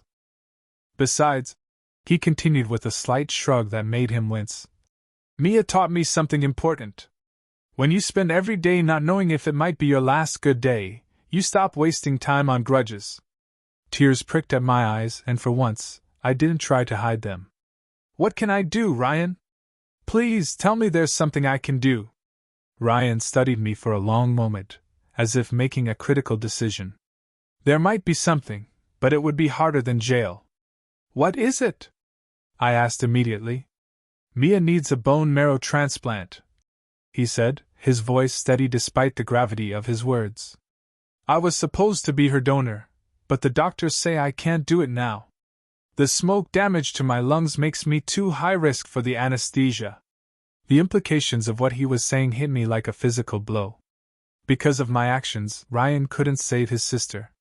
"They're looking for another match," he continued, "but it's difficult with our particular genetic background. The more people who get tested, the better her chances." "You want me to get tested?" I asked, ready to roll up my sleeve that very moment. "Not just you," Ryan clarified. "I want you to organize a donor drive. Get as many people as possible registered and tested. Use whatever social skills or influence you have left to make it happen." The request was so unexpected, so different from anything I'd anticipated, that I could only stare at him in shock. "That's all?" I finally managed. Ryan's expression hardened slightly. "It's not about you getting off easy, Jake. It's about Mia having her best chance. Whether you match or not doesn't really matter, though you should get tested too. What matters is expanding the donor pool as much as possible." I nodded slowly, understanding dawning. This wasn't a punishment or a penance. It was something far more meaningful, a chance to channel whatever talents or abilities I had toward actually helping someone instead of harming them. "I'll do it," I promised. "I'll get everyone I know tested, and people they know, and people they know. I'll make it happen." For the first time since entering our house, Ryan's expression softened slightly. "Good." He stood carefully, moving with the deliberate motions of someone still in pain. "I should go. My dad's waiting." As I walked him to the door, a thought occurred to me. "Ryan, would you be willing to tell the DA what I'm doing? Not to get me off the hook, but maybe to show that I'm trying to make amends." He considered this for a moment. "I'll tell them what you've agreed to do. But only after you've actually done it. No more empty promises, Jake." The challenge in his words was clear. No more shortcuts. No more talking my way out of consequences. Actions, not words, would determine my future now. As Ryan and his father drove away, I felt something I hadn't experienced in weeks, a sense of purpose. Not hope exactly, and certainly not redemption. Those would take much longer to earn, if they were even possible. But purpose, a clear direction forward, a way to channel my energy toward helping rather than harming, that I could embrace immediately. I pulled out my phone and created a new note titled, "Bone Marrow Drive for Mia Chin." Then I called Mr. Harrington. "I've made my decision about the plea deal," I told him. "I'll take it, but there's something else I need to do first. Something more important than staying out of jail." The choice before me wasn't really between accepting the plea or going to trial. It was between continuing as the person I had been, selfish, reckless, concerned only with my own interests, or becoming someone different. Someone better. Someone who might, someday, deserve the second chance I was being offered. It wasn't an easy choice. The old patterns were comfortable, familiar. The new path was terrifying in its uncertainty. But for perhaps the first time in my life, I chose the harder road not because it would get me attention or prove something to others, but because it was right. And that made all the difference. Organizing a bone marrow donor drive is harder than it sounds. I discovered this the morning after meeting with Ryan, when I called the National Donor Registry and was immediately overwhelmed by logistics, requirements, and medical protocols that made my head spin. We generally work with established organizations, the registry coordinator explained patiently. Hospitals, universities, community groups with proven track records. Not individuals. Especially not individuals with pending criminal charges, I thought but didn't say. This is for a specific patient, I explained. A little girl named Mia Chin. Her brother was supposed to be her donor, but he can't anymore because… I hesitated, the words sticking in my throat. Because of an accident. An accident I caused. The coordinator's voice softened slightly. I understand, and I sympathize with the family's situation.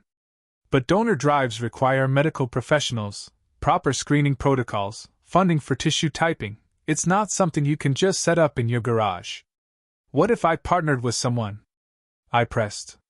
A hospital or something? That would be different, she conceded. If you have an institutional sponsor, we could provide guidance and materials.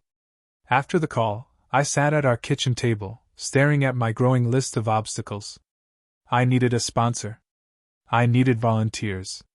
I needed a venue. Most of all, I needed credibility, something I'd systematically destroyed over the past several years. How's it going? My mother asked, setting a sandwich in front of me.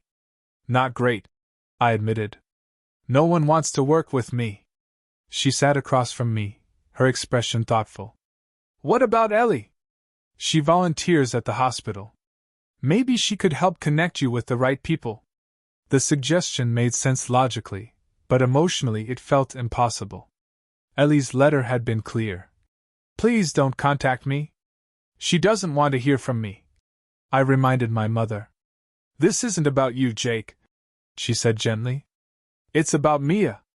Ellie might still say no, but I think she'd want the opportunity to help if she can. Swallowing my pride, I composed an email to Ellie that evening, careful to keep it focused entirely on the donor drive, not on myself or our past relationship. I explained Ryan's request and asked if she could connect me with someone at the hospital who might be willing to sponsor a drive. Her response came the next morning, brief and to the point. I'll talk to Dr. Patel in oncology. She works closely with Mia. Don't make me regret this. It wasn't forgiveness or friendship, but it was a start, a small opening through which I might begin to prove I could be useful rather than destructive. Dr. Patel agreed to meet me the following day. I dressed in the most professional clothes I owned, khakis and a button-down shirt that hadn't seen use since my cousin's wedding 2 years earlier. I prepared a pitch, complete with notes, and the research I'd done on bone marrow drives. I arrived 20 minutes early, my heart pounding with the fear of rejection. Dr. Patel was a petite woman with steel-gray hair and piercing eyes that seemed to see straight through my careful preparation to the terrified kid beneath. Ellie tells me you want to organize a donor drive for Mia Chin, she said after I'd introduced myself, her tone neutral but evaluating. Yes, ma'am. She also tells me you're the reason Ryan can no longer donate. I flinched but didn't deny it. Yes, ma'am. She studied me for a long moment. Why should I help you, Mr. Collins? Why should I trust you with something this important? The question cut through all my prepared talking points. In that moment, I realized that no script or pitch would work here. Only the unvarnished truth had any chance. You shouldn't, I admitted. I haven't given anyone reason to trust me. But this isn't about me or what I deserve. It's about Mia and what she needs. I can't undo what I did to Ryan, but maybe I can help find someone else who can do what he can't anymore. Dr. Patel's expression remained unreadable. And if I say no? If I tell you that your involvement would actually harm our chances of finding a donor?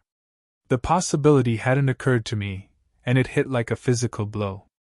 What if my reputation was so toxic that it would taint the entire effort?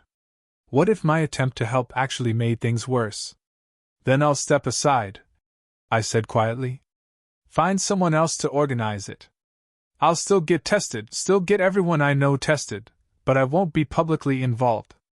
Something in Dr. Patel's expression shifted slightly. That's the first sensible thing you've said.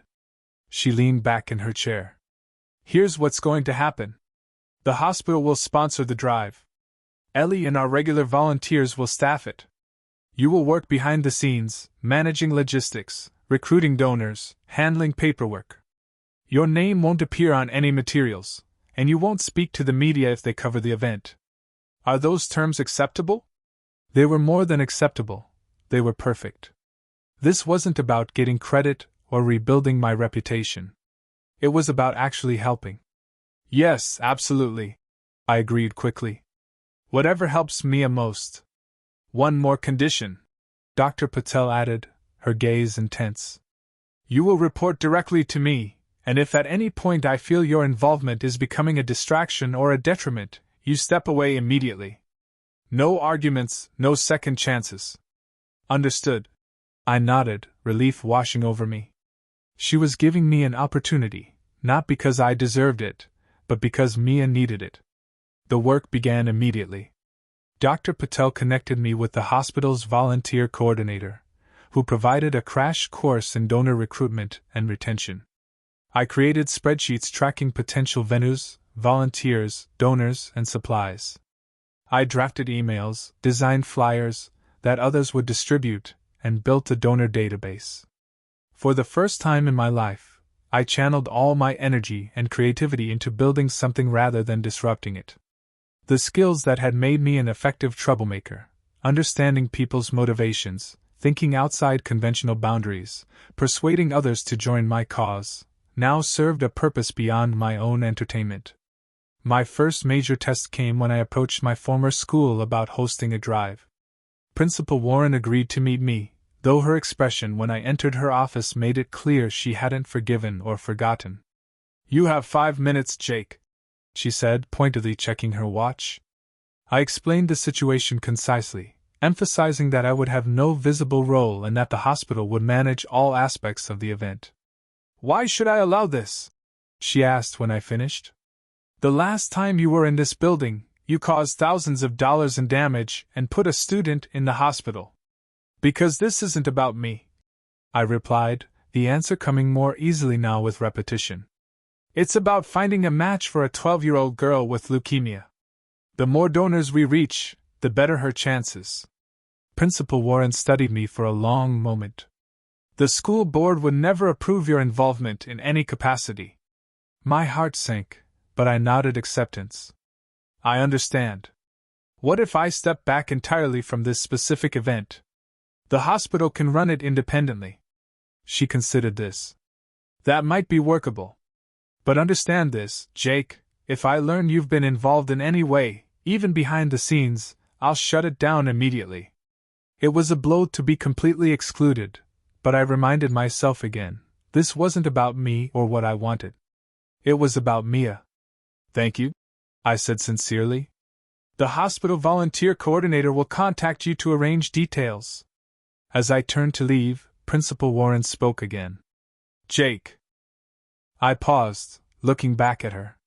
This doesn't change what happened or its consequences, she said firmly. But it's a better use of your energy than what you were doing before.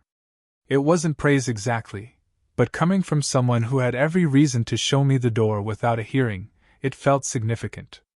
The weeks that followed were the most exhausting and purposeful of my life. By day, I worked my cleanup job with Gino, scrubbing toilets and mopping floors. Evenings and weekends were dedicated entirely to the donor drive, making calls, coordinating volunteers, processing registrations, all behind the scenes as promised. My former friends were mostly uninterested when I reached out about getting tested. Sounds like a lot of needles, man, Damon said when I called him. Besides, isn't this just some community service thing for your plea deal? It's not community service, I corrected him. It's trying to save a kid's life. Whatever, he replied dismissively. Let me know when you're done playing St. Jake and want to hang out again. The conversation confirmed what I'd suspected. The friendships I'd valued had been built on the shallowest of foundations. Surprisingly, it was Lily who proved most helpful in recruiting donors. She approached her entire middle school with a directness I'd never managed. My brother did something really bad and now a girl might die if we don't find a bone marrow match. She told her classmates bluntly. If you're over 14, you can get tested. If not, ask your parents and older siblings. Her approach lacked finesse but got results. Within days, she'd recruited dozens of potential donors from among her friends' older siblings and parents. 2 weeks before the first scheduled drive, I received a text from an unknown number. Dr. P says you're working hard. Mia asked if you'd come visit her. No pressure. Ryan. The invitation stunned me. Visit Mia? The girl whose life had been endangered by my actions. What could I possibly say to her? Despite my fear, I knew I couldn't refuse. The next day after work, I showered thoroughly to remove any lingering cleaning chemicals, bought a small stuffed penguin from the hospital gift shop. I'd overheard Ellie once mentioning Mia loved penguins, and made my way to the pediatric oncology ward. Ryan was waiting outside Mia's room. His hands were still partially bandaged, but his breathing sounded less labored than during our previous meeting. Thanks for coming, he said quietly. She's having a good day today. The new treatment protocol seems to be helping, at least temporarily. I'm glad, I replied awkwardly, the penguin clutched in my sweaty hand. Are you sure this is a good idea? Me visiting, I mean? Ryan's expression was unreadable. It was her idea, not mine. She's curious about you. A pause. I should warn you, she asks a lot of questions. Direct ones. Before I could process what that might mean, a small voice called from inside the room. Ryan? Is he here? Ryan led me into the room where a tiny figure sat propped up in the hospital bed. Mia Chin had her brother's thoughtful eyes and the same quiet dignity, but illness had hollowed her cheeks and thinned her hair to wisps partially covered by a colorful scarf. You're Jake, she stated matter-of-factly. You're taller than I thought you'd be. Despite everything, I found myself smiling at her directness. You're Mia. You're exactly as smart as I thought you'd be. She accepted the penguin with a solemn nod of thanks. Ryan says you're trying to find me a new bone marrow donor because he can't do it anymore. I glanced at Ryan, uncertain how much she knew about why he couldn't donate. Mia knows what happened, he said quietly. No secrets. I swallowed hard and turned back to the girl. Yes, I'm trying to help find you a donor. We've organized 3 drives so far, with more scheduled. Lots of people are getting tested. Mia studied me with an intensity that belied her age and fragile appearance. Why did you hurt my brother? The directness of the question, delivered without anger or accusation, just genuine curiosity, left me momentarily speechless. How could I explain jealousy and insecurity to a child fighting for her life? I was afraid, I finally said, the truth surfacing from somewhere deep inside me. Not of your brother, but of myself. Of not being good enough. And instead of trying to be better, I tried to make him look worse. It was wrong, and I'm more sorry than I can say. Mia considered this carefully, her head tilted slightly. That's a stupid reason to hurt someone. A startled laugh escaped me. Your brother said the same thing. Ryan's smart, she said with the certainty of absolute faith. Then, are you getting tested too? To see if you match? Yes, I confirmed. I already did the initial swab. If I'm a preliminary match, they'll do more tests. Mia nodded, satisfied. Good. Dr. Patel says we need as many people as possible. She yawned suddenly, her small body visibly tiring from the brief conversation. I should go, I said, recognizing the signs of fatigue. Thank you for letting me visit. As I turned to leave, Mia's voice stopped me. Jake? I looked back at her. Yes? If you find me a match, she said seriously, I'll forgive you too. Like Ryan did. The simple statement, delivered with a child's straightforward logic but carrying the weight of adult understanding, nearly undid me completely. I managed a nod before quickly exiting, making it to the hospital corridor before the tears came. Ryan followed me out. She has that effect on people, he said quietly. I wiped my eyes, embarrassed. She's incredible. Yes, he agreed simply. She is. We stood in awkward silence for a moment before Ryan spoke again. The first drive is this Saturday? I nodded. At the community center. The hospital team has everything ready. I hesitated, then added, I won't be there, not visibly anyway. My presence might complicate things. Ryan seemed to understand. Will you let me know how it goes? Of course, I promised. As the date of the first drive approached, my anxiety mounted. What if no one showed up? What if all my work behind the scenes amounted to nothing? What if I failed Mia just as I'd failed at everything else that mattered? The night before the drive, I couldn't sleep. Around 2 a.m., I went downstairs to find my father at the kitchen table, working on bills by the dim light above the stove. Dad? I said softly, surprised to find him awake. What are you doing up? He looked up wearily. Trying to figure out how to make the numbers work. He gestured to the papers spread before him, payment plans, loan applications, credit card statements. The financial wreckage of my actions laid out in black and white. Guilt washed over me anew. I'm sorry, I whispered, the words still feeling pathetically inadequate. I know you are, he replied, his voice lacking its earlier anger. I've watched you these past weeks, Jake. Working that cleaning job without complaint.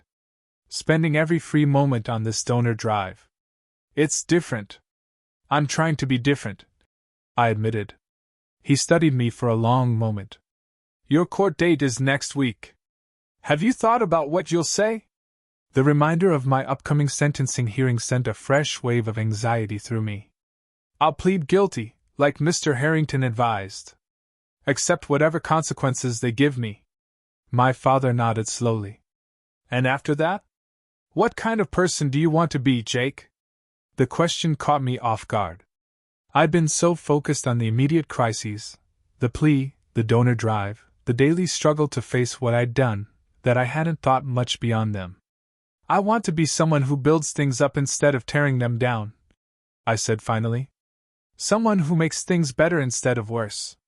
That's a good start, my father said, a hint of pride in his tired voice. Now get some sleep. Tomorrow's a big day. I arrived at the community center at 6 a.m. to help the hospital volunteers set up, staying strictly behind the scenes as promised. By 9 a.m., everything was ready: registration tables, screening areas, information stations, refreshments. All we needed now were donors. At 10 a.m., the official start time, I peered out from the back office where I was processing paperwork. The entrance remained empty. My heart sank. After all the work, all the planning, had I failed again? Then, at 10:08, the doors opened. A woman with 2 teenage daughters entered, looking around uncertainly. They were followed by an elderly couple, then a group of college students, then more families. By 10:30, a steady stream of people flowed through the doors, strangers, responding to flyers and social media posts and word of mouth. Around noon, I spotted a familiar face, Ellie, directing volunteers efficiently at the registration table. She'd been avoiding me during planning meetings, communicating only through emails and other volunteers. Seeing her in person sent a pang through my chest, not just of regret for what might have been, but of appreciation for who she was. The kind of person who showed up for others, consistently and without fanfare. At 1 p.m., the community center lobby was packed, with a line stretching out the door. Dr. Patel found me in the back office, her expression for once approaching approval. We've registered over 200 people so far, she informed me. That's exceptional for a first drive. Relief washed over me. How many do we need to find a match for Mia? There's no specific number, she explained. It's about probability and genetics. Each new person tested improves her chances incrementally. But this, she gestured toward the crowded lobby. This significantly increases her odds. As the afternoon progressed, I continued processing forms and coordinating supplies, staying out of sight as promised. Around 3 p.m., a commotion at the front caught my attention. Peering out, I saw Principal Warren arriving with a large group, teachers and students from my former school, including some who had openly despised me. They weren't there for me, I reminded myself. They were there for Mia. For a child who needed help. But the fact that they had come at all, despite the connection to me, felt significant. By the time the drive ended at 6 p.m., 437 people had been tested and registered. Dr. Patel called it an unprecedented success for a community this size. The hospital staff were jubilant, the volunteers exhausted but proud. As I helped clean up, careful to stay in the background, Ryan appeared in the doorway of the back office. His presence surprised me. I hadn't seen him during the event. "You came," I said, stating the obvious. He nodded. "I wanted to see it for myself." He glanced toward the lobby where volunteers were dismantling tables. "Dr. Patel told me how many people registered. It was a good day," I agreed cautiously, unsure where this was heading. Ryan was quiet for a moment, then said, "I got a call from the district attorney yesterday. They wanted to know if I had a statement for your sentencing hearing." My heart skipped a beat. "What did you tell them?" "The truth," he said simply. "That you're trying to make amends in a way that matters. That punishing you won't help Mia, but what you're doing might." I stared at him, stunned. "You didn't have to do that." "No," he agreed. "I didn't." The implication was clear. This wasn't about obligation, but choice. Just as forgiveness had been a choice. Just as his continued willingness to engage with me at all was a choice. "Thank you," I said, the words feeling simultaneously inadequate and the only ones possible. Ryan nodded once, then turned to leave. At the doorway he paused. "There are 2 more drives scheduled, right?" "Yes," I confirmed. "Next weekend and the weekend after." "Good," he said simply. "Keep going." 3 days later, as I was finishing my shift at the cleaning job, my phone rang. It was Dr. Patel. "Jake," she said without preamble, "we've identified several potential preliminary matches from Saturday's drive. They're being contacted for additional testing." Hope surged through me. "That's great news! How soon will you know if any are a full match?" "It will take time," she cautioned. "Weeks, possibly. And even a full match doesn't guarantee a successful transplant. But it's a start."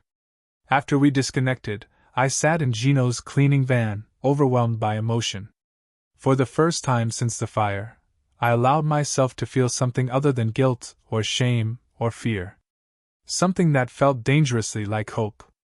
My sentencing hearing was scheduled for the following morning. Whatever happened there, probation, community service, a felony record that would follow me forever, at least I would face it knowing I'd done something worthwhile in the aftermath of my mistake. Something that might actually help rather than harm. The courtroom was smaller than I'd imagined from TV shows and movies.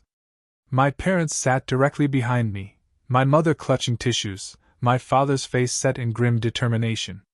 Mr. Harrington stood beside me at the defendant's table, his briefcase open, papers neatly arranged. Across the aisle, I was surprised to see Ryan and his parents. They hadn't needed to come, their statement had already been submitted to the court. Yet here they were, bearing witness to this final chapter of a story that had entangled our lives so completely. Judge Martinez entered, and we all rose. After the formalities, she reviewed the plea agreement, confirming my understanding and acceptance of its terms. "Before I accept this plea and proceed to sentencing," she said, "I'd like to hear from the defendant." She looked directly at me. "Mr. Collins, would you like to address the court?" Mr. Harrington had prepared a statement for me, appropriately remorseful, emphasizing my youth, my clean prior record, my potential for rehabilitation. But as I stood, I found I couldn't read the carefully crafted words. Instead, I spoke directly from the heart. "Your Honor, what I did was inexcusable.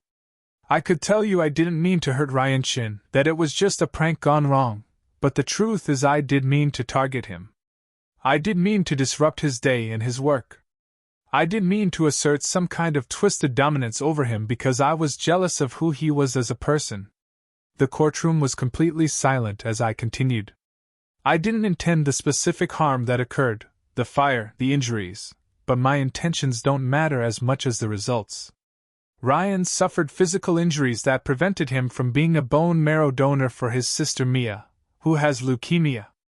His family suffered emotional trauma and disruption during an already difficult time. My school suffered property damage. My own family faces financial hardship because of my actions. I took a deep breath. I accept full responsibility for all of it, and I accept whatever consequences the court deems appropriate. All I ask is the opportunity to continue the work I've begun with the bone marrow donor drives, which might help find a match for Mia-chan. Not because it excuses what I did, nothing can do that, but because it's the right thing to do, regardless of my legal status. Judge Martinez studied me thoughtfully. Thank you for your honesty, Mr. Collins. She turned to her notes. I've reviewed the statements submitted by the Chin family and Principal Warren of Lakeside High School. I've also received a report from Dr. Patel regarding your involvement with the bone marrow donor drives. She looked up, her expression stern but not unkind. The crime you committed is serious, with consequences that extend far beyond property damage.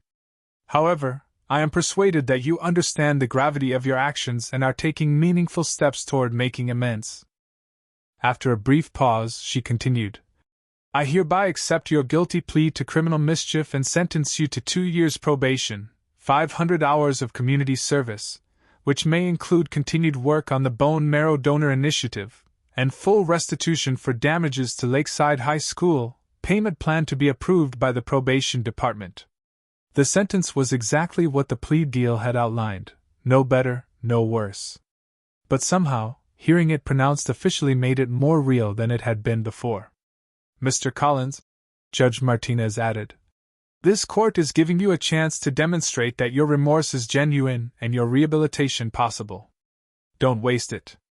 I won't, Your Honor. I promised, meaning it more than I'd ever meant anything. As we exited the courtroom, the Chens were waiting in the hallway.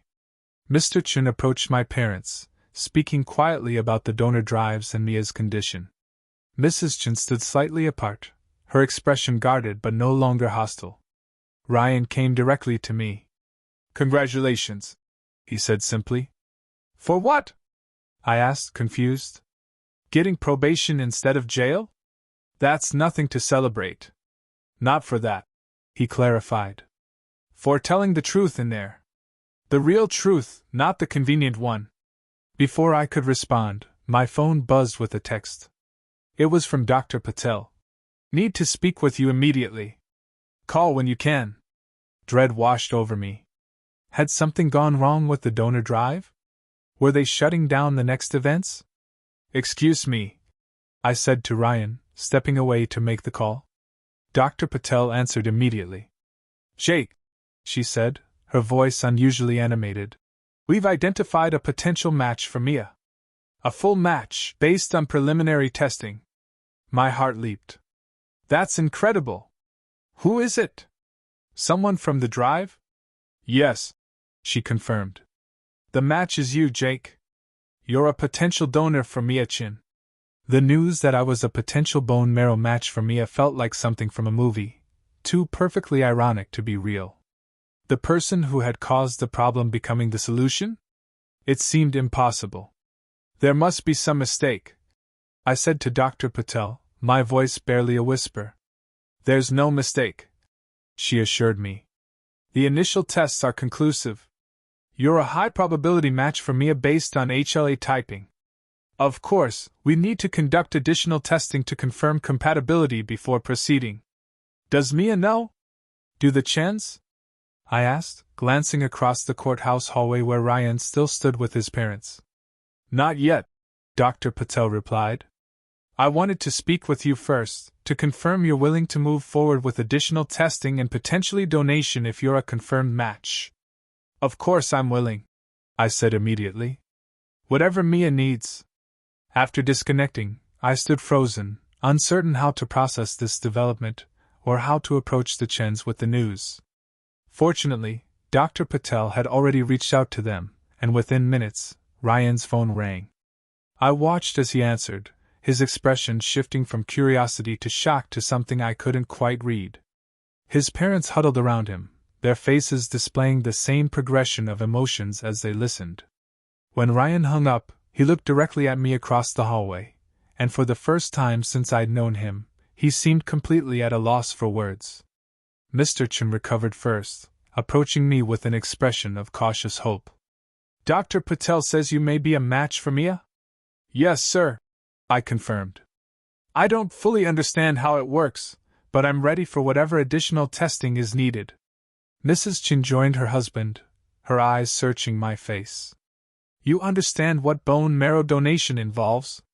It can be painful. There are risks." "I understand," I nodded. "And I'm still willing. More than willing." The irony wasn't lost on any of us, that I, who had caused such harm to their family, might now be in a position to help save their daughter. It wasn't redemption exactly, but it was something none of us could have anticipated. "Thank you," Mrs. Chen said simply, the first words of genuine warmth she'd ever directed toward me. The following weeks were a whirlwind of medical appointments, blood draws, and consultations. The additional testing confirmed what the initial screening had suggested. I was indeed a strong match for Mia, with compatibility markers that made me an ideal donor. "How is this possible?" I asked Dr. Patel during one appointment. "What are the odds of me being a match?" "Lower than you might think," she explained. "Finding a match outside of immediate family is relatively rare, especially for patients with mixed heritage like Mia. The fact that you match so well is quite remarkable." Remarkable. That was one word for it. Miraculous might be another. Or perhaps just the universe's strange way of bringing things full circle. While the medical team prepared for the donation procedure, we continued with the scheduled donor drives. The second and third events were even more successful than the first, with over 600 people registering at each. Local media covered the story, focusing on Mia and her need for a transplant rather than on my involvement. My community service hours were officially approved to include work on the donor drives, though by that point, the designation hardly mattered. I would have done the work regardless of whether it counted toward my sentence. The day before my scheduled donation procedure, I visited Mia in the hospital. She looked frilier than during my previous visit, the aggressive treatments taking their toll on her small body. But her eyes still shone with that same intelligence and determination. "So you're my match," she said, studying me with curious intensity. "That's weird." I couldn't help but smile. "Yes, it is weird. Dr. Patel says your bone marrow might save my life," she continued matter-of-factly. "That's the hope," I agreed. "Though she explained it's still a complicated procedure with risks."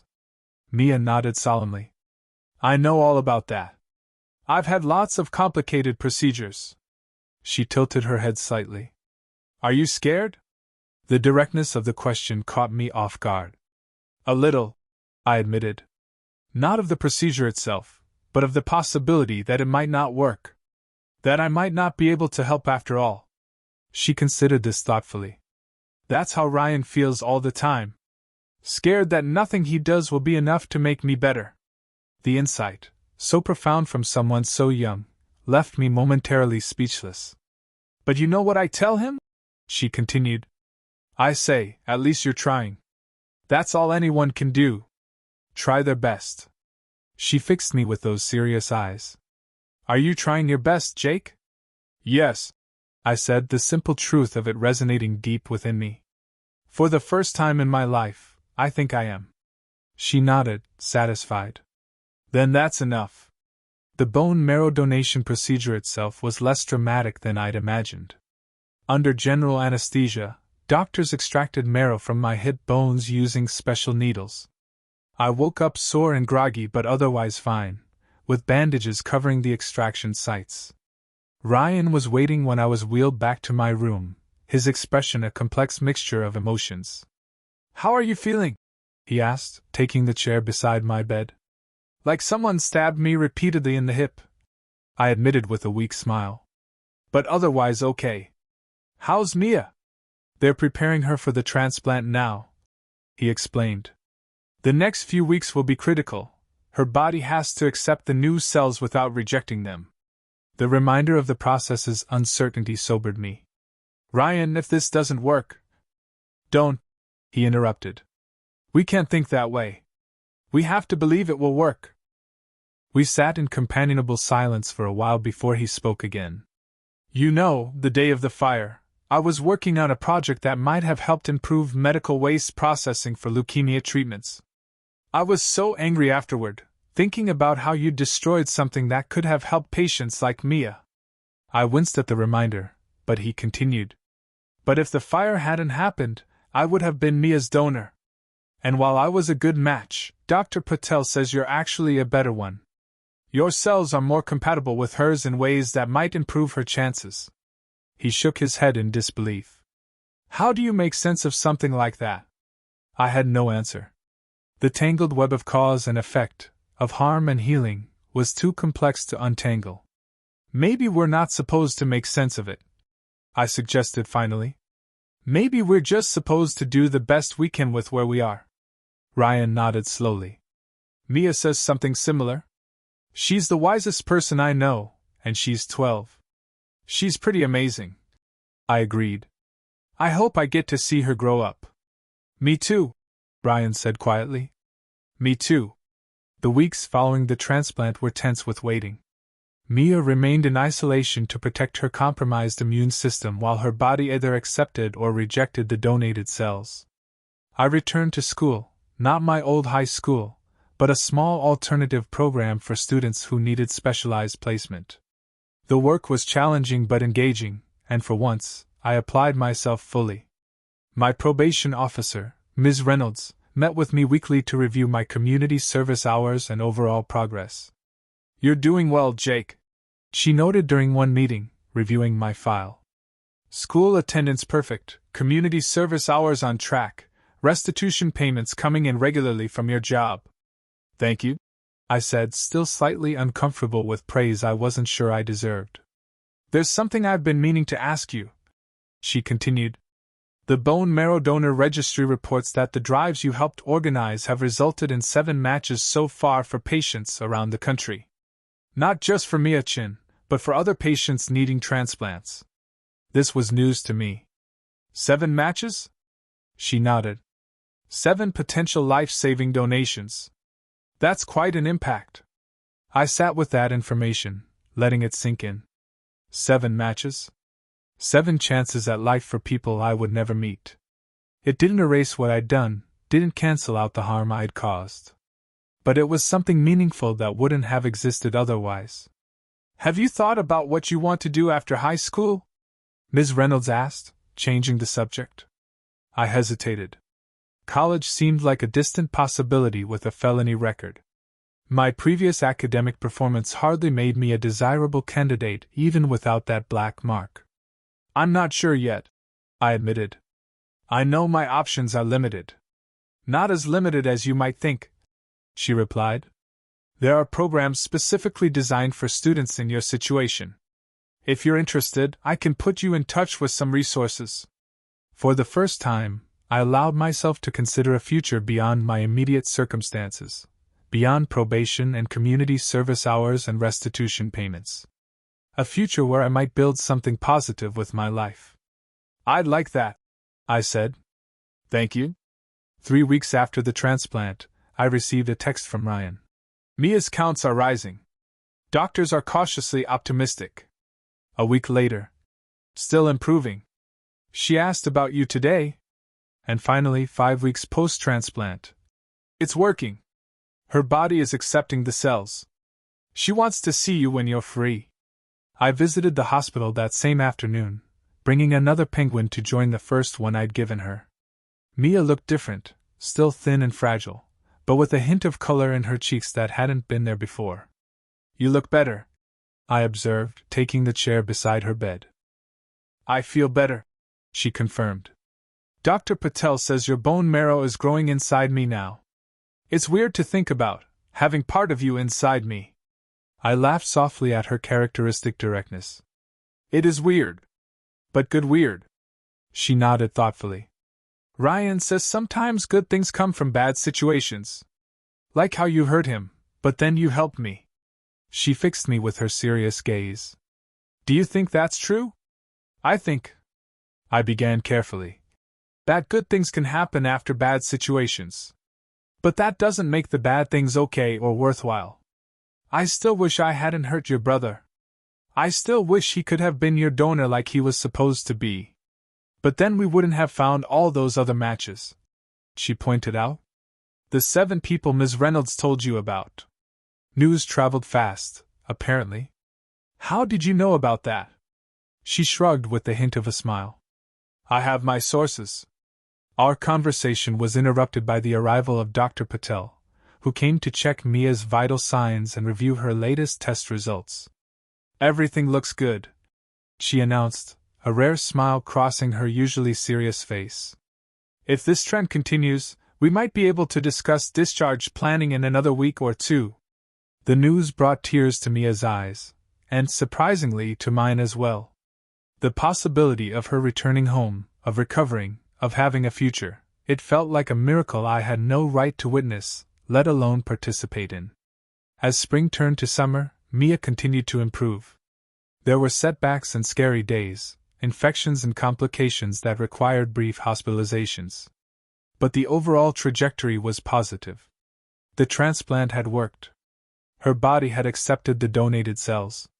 She was getting better. My life settled into a new normal: school during the day, my cleaning job on evenings and weekends, community service hours whenever I could fit them in. I continued organizing donor drives, now as an official volunteer with the National Registry rather than as part of my court-ordered service. My friendship with Ryan evolved slowly, cautiously. We weren't close exactly, but there was a connection between us that couldn't be denied or ignored. We had been enemies, then reluctant allies, and now something else, something without an easy label. Ellie and I remained distant, though she no longer actively avoided me at volunteer events. One afternoon, as we were packing up after a successful drive, she approached me directly for the first time in months. You've changed, she observed, helping me collapse a folding table. I'm trying to, I replied, unsure what else to say. She studied me for a moment. It suits you. Being someone who builds things instead of breaking them. It wasn't forgiveness or friendship, but it was acknowledgement. Recognition of effort. Maybe someday it could be more. By the 1-year anniversary of the fire, my life bore little resemblance to what it had been before. My old friends had drifted away completely, replaced by a smaller but more genuine circle of connections, mostly fellow volunteers and classmates from my new school. My grades had improved to the point where college might actually be a possibility, though a distant one given our family's financial situation. The restitution payments continued, a monthly reminder of consequences that wouldn't disappear with time. But my parents had restructured their finances, securing a reasonable payment plan that wouldn't completely derail Lily's college fund or their retirement. And Mia, miraculous, resilient Mia, was back in school part-time, her health carefully monitored but steadily improving. Her prognosis had shifted from guarded to cautiously optimistic to genuinely hopeful. On a warm Saturday in May, the Chens invited my family to join them for a small celebration at their home, the 1-year anniversary of Mia's successful transplant. I arrived nervous, still uncomfortable with the idea of celebrating anything connected to my actions, but Ryan had insisted. Their home was modest but welcoming, filled with family photos and the artifacts of a life built with care and intention. Mia greeted us at the door, looking healthier than I'd ever seen her, still thin but with bright eyes and growing hair that had come back curly after her treatments. "Jake!" she exclaimed, hugging me without hesitation. "Come see what we did in the backyard." She led me through the house to a small, neatly maintained garden where a young tree had been planted in a place of honor. "It's a Japanese maple," she explained. "We planted it last week. Mom says it represents new beginnings." Mrs. Chen appeared beside us, her expression softer than I'd ever seen it. "In our culture, trees symbolize strength, resilience, and the connection between generations." She looked at me directly. "This one is for both of you." For the second chance you gave each other. The simple ceremony that followed was brief but profound. Each person present, the Chens, my family, Dr. Patel, and a few close friends, added a small amount of water to the newly planted tree, symbolizing our contributions to its growth and future. As I watched Mia carefully pouring her portion of water onto the tree's roots, I was struck by how far we had all come in a year. How much had changed. How much had been lost, and how much, unexpectedly, had been gained. "Thank you for coming today," Ryan said as the gathering moved back inside for food and conversation. "It means a lot to Mia. To all of us. Thank you for inviting us," I replied, still slightly overwhelmed by the gesture. "I don't know if I deserve to be part of this celebration." Ryan considered this thoughtfully. "Maybe it's not about deserving. Maybe it's just about being present for each other, however imperfectly." Before I could respond, Mia appeared, tugging at both our hands. "Come on, you two. Mom made cake, and I get the first piece because it's my cell-iversary." We followed her inside, laughing at her made-up word and her enthusiasm for cake. As I watched her interact with her family, the parents who had fought so hard for her life, the brother who would have given anything to save her, I felt a complex mixture of emotions: gratitude, humility, lingering guilt, and cautious hope. The mistake I'd made would always be part of my story. The harm I'd caused couldn't be erased or forgotten. But it wasn't the whole story anymore. It wasn't the only defining moment of my life. There were other moments now, the successful donor drives that had matched 7 strangers with life-saving donations. The steady improvement in my grades and behavior at school. The small but growing trust one was rebuilding with my parents and sister. And most of all, there was Mia, living, thriving, celebrating another year of life that might not have been possible without the strange, twisted path that had brought us together. Later, as we prepared to leave, Mia pulled me aside. "I have something for you," she said, pressing a small package into my hand. Inside was a handmade bracelet, woven from colorful threads in a complex pattern. "I learned how to make these during art therapy," she explained. "The colors represent different things. Blue for water and healing. Green for growth. Red for the blood that connects us now." I slipped it onto my wrist, deeply touched by the gesture. "I'll wear it always," I promised. "Good," she nodded seriously. "Because we're connected now, whether you like it or not. You're stuck with me." The simple statement, delivered with her characteristic directness but carrying profound meaning, brought unexpected tears to my eyes. "I can think of worse fates," I managed with a smile.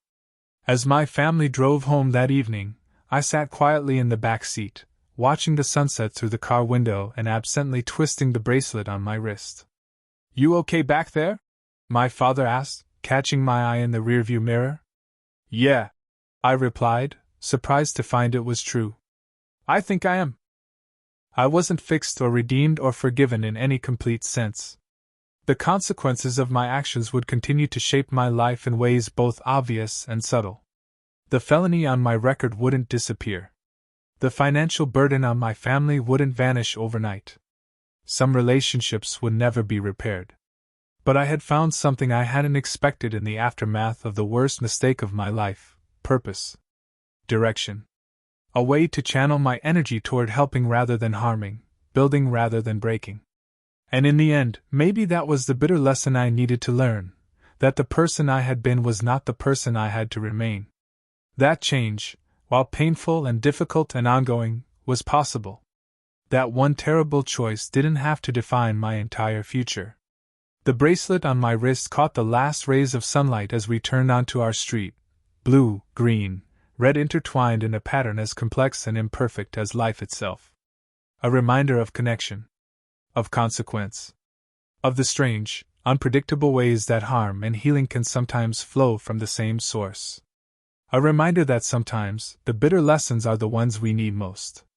Hey there, thanks so much for staying with me through this story. If you connected with Jake's journey from troublemaker to someone trying to make amends, I'd love to hear your thoughts in the comments. Have you ever had to learn a difficult lesson that changed your perspective? Or witnessed someone else's transformation after they faced consequences? Let me know where you're watching from today, and if you enjoyed this story, please consider subscribing for more content like this. Until next time.